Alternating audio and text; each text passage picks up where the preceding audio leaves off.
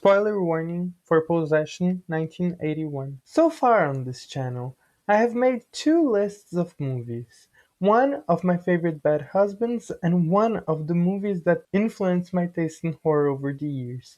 On both lists, I included 1981 movie Possession, one of my favorite horror movies of all time. I decided it was time to revisit Possession, and as I rewatched the movie, I saw myself thinking the same question I've thought every single time. Who is the possessed person in Possession? Part 1. Anna is possessed. Usually when talking about possession, people interpret the possession as Anna's, and it's very easy to understand why. First of all, we have that scene from Possession, which is the subway scene. She blows up all of her groceries against the wall, she screams, she freaks out completely. That scene is the most possession-like scene within the movie. Visually, it's quite clear that we are meant to understand her as being the possessed person. She also is the one who kills the most within the movie. Furthermore, there's the genre expectation. It's extremely rare for us to see male characters who are possessed. Finally, we have somewhat of a clear metaphor. We have a green-eyed version of Anna and a blue-eyed version of Anna. The blue-eyed version of Anna is the one that we see the most.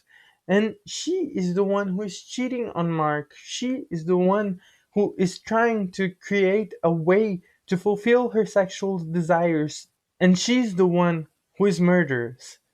Meanwhile, green-eyed Anna, also known as Helen, is kinder, nicer. She takes care of Bob, their kid. This character is the same. It's one person within the narrative. She's still managing to compartmentalize and be two different people and still have her kinder side, but her dark side is there. Her possessed side is there. The side who is cheating. The side who wants to get her sexual desires fulfilled no matter how many people she has to kill for it. The blue-eyed Anna is the corrupted version of Anna, the possessed version of Anna. Hmm, this doesn't sit quite right with me. And there are two main reasons why. The first one, the fact that the subway scene might not have happened. And a very easy interpretation of the way that that scene appears in the movie is as if that was a fantasy of Anna, a fantasy that Anna is telling Mark. So, is Anna really possessed? Or does she want to be possessed? Is someone wanting to feel so uninhibited that she would allow herself to explore all of her sexual desires, creating a monster that would fulfill those desires no matter how many people she has to kill on the way? Is someone wanting that a form of possession? But there's another issue that I have with this theory. And this is the big one. The main reason why we argue that Anna is possessed is because she wants to fulfill her sexual desires, she's cheating on Mark, and because she kills thoughtlessly. Who does this remind me of? It reminds me of Mark. Part 2. Anna and Mark are possessed. Mark was already cheating on Anna by the beginning of the movie, even though he supposedly had a good sexual relation with her. He is the one who wants to fulfill his sexual desires no matter what. We've seen Anna killing people a few times, but every time she was under the threat of being caught by the police for what she was doing up until that point. We see Mark killing someone as well, and Mark's reasoning is much less clear. He seems to be wanting to protect Anna, which, sure, seems a nobler reason than to want to keep your sex monster alive, but Sam Neill plays the scene of Mark murdering Heinrich as if he was happy to be doing this, as if he had a grudge against Heinrich. Not so much because he wanted to protect Anna. If the reason why we think that Anna is possessed is because she wanted to fulfill her sexual desires no matter what and she would kill for that, and because she's ruthless in the way she murders people, then we must consider Mark to be possessed as well. There's still something that isn't sitting quite right with me, with this theory that both of them are possessed. We are forgetting something essential about the plot of Possession here. Part 3. Mark is possessed. Possession is told from the perspective of Mark's. We don't see Anna's perspective. There are only 3 scenes in the entire movie that take place outside of Mark's eyes, and they are all scenes where Mark has sent another man to Anna's apartment where she's going to murder them.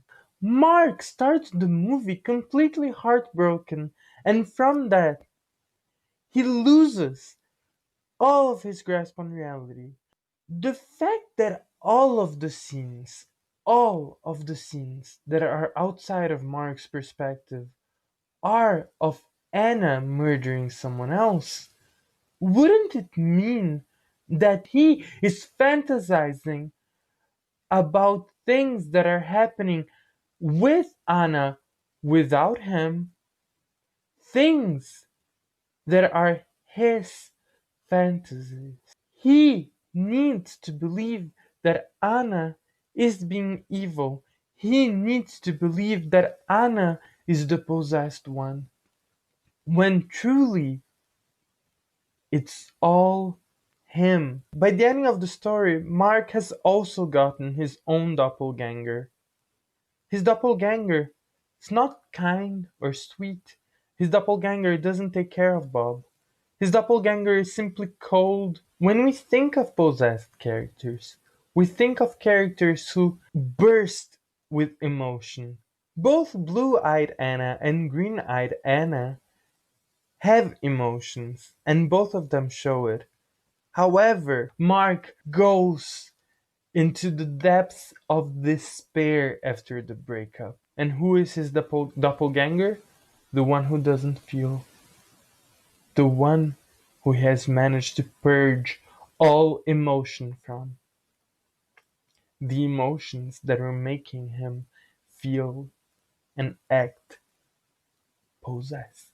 Possession can easily be read as a movie in the perspective of a husband who wants to convince us that his wife is the true evil when he has done everything wrong. Anna is visually possessed, but it's all in her or Mark's mind.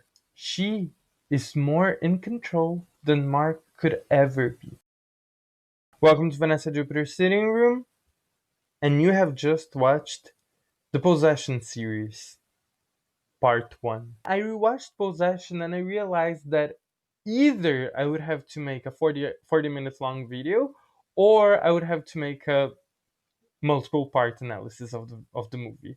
I decided to go with a multiple part analysis. This is part 1. I might put out one Possession video, one something else video, and another Possession video, and another something else video.